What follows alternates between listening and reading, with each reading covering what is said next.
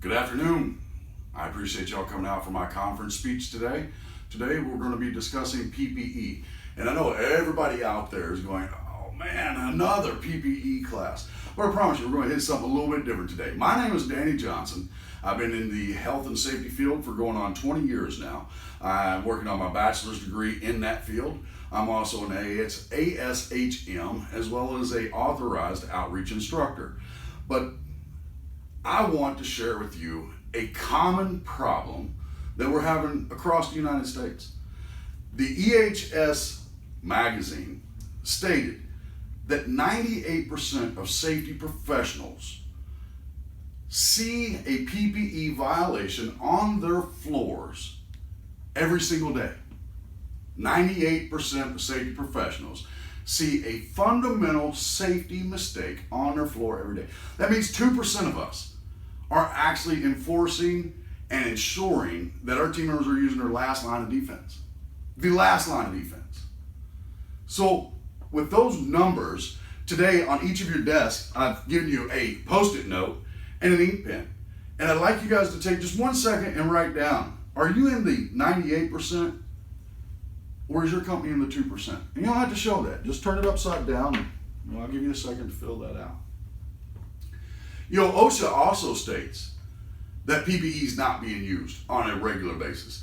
One survey conducted shown that out of people who had foot injuries, only 23% of the team members involved had steel-toe protective shoes on. 23%.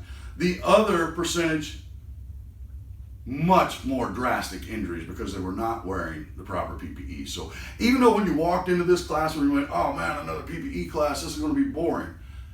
We're not getting the point across to our people. And you know why? Because all we're teaching them are the basics. We're telling them what they have to do.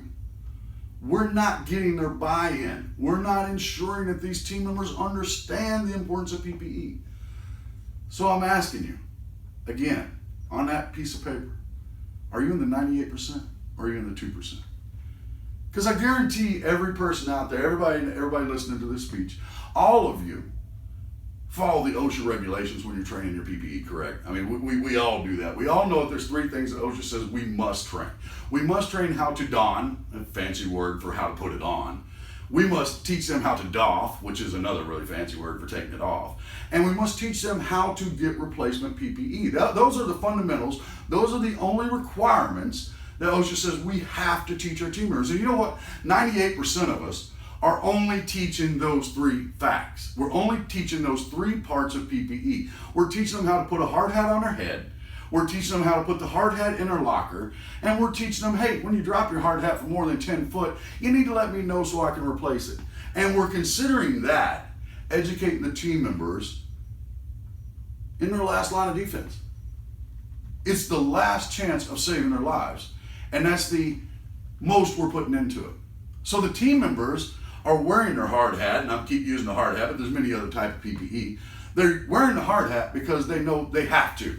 If they don't, the safety professional may see them and may put them into corrective action states, may write them up, or may do an on-the-spot correction, or in a worst case scenario, may actually terminate them from the job. But 98% of the time, we're seeing that violation, and in my experience, most of us turn the other cheek and walk away and don't even bother correcting it. And what that does is that encourages the team member to continue that behavior because you have shown them that that's okay, that's acceptable at your company. But there's ways of beating that. There are ways of getting the team member to want to wear their PPE. If everything has to be forced down their throats, they don't want to do it any more than me or you would.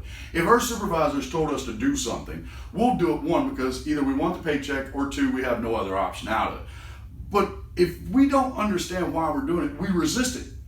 But if our supervisor gives us a job task and says, when you do this, this is going to be the outcome and this is why you're doing this, we get on board. We support that. So if you want to be in that 2%, you have got to get your team members to want to wear their PPE. And this is really easy, people. You educate them.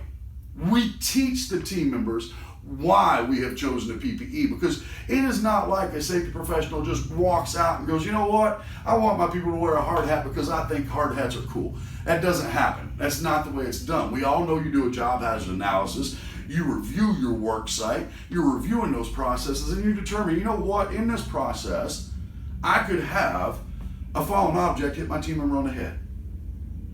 So how do I fix that? One, hopefully you look at engineering it out and maybe put a screen up or something that keeps that from hitting his head. You make rules, hey, fallen area, you put a sign up that says this is a fallen zone, you can have something fall on your head in here, make sure you wear your hard hat.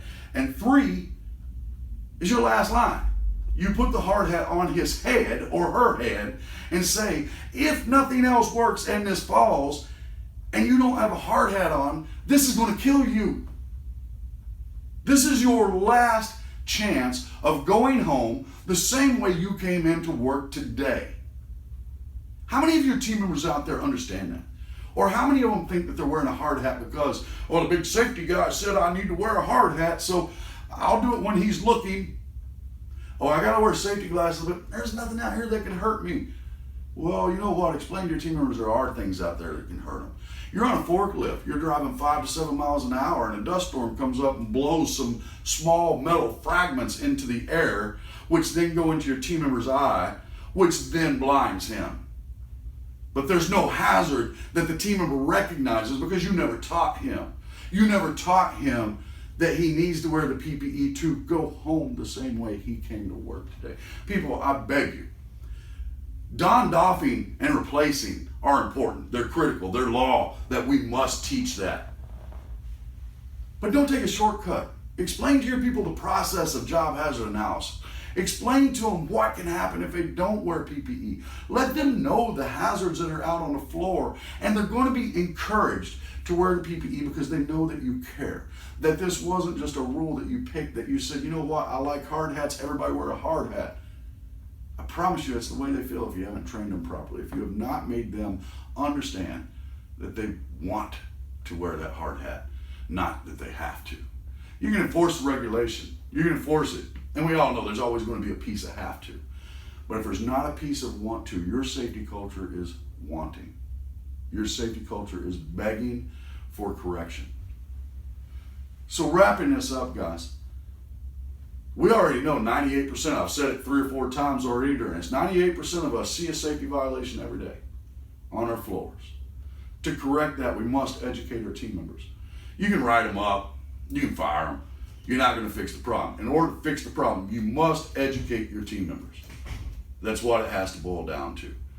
And in doing this education, you're building a safety culture. If you want to protect your team members' lives and you want to make sure that they understand the hazards in the workplace, you got to make them want to be part of your safety culture. So I'm not going to ask you guys today to show your numbers. I'm not going to do that. I'm not going to embarrass anybody. What I want you to do is I want you to tear it off. Mine's 2%. I hope a lot of yours are too. But I want you to put this piece of paper in your pocket today.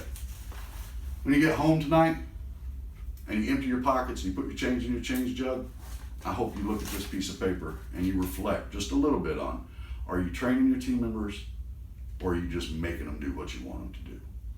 Thank you very much.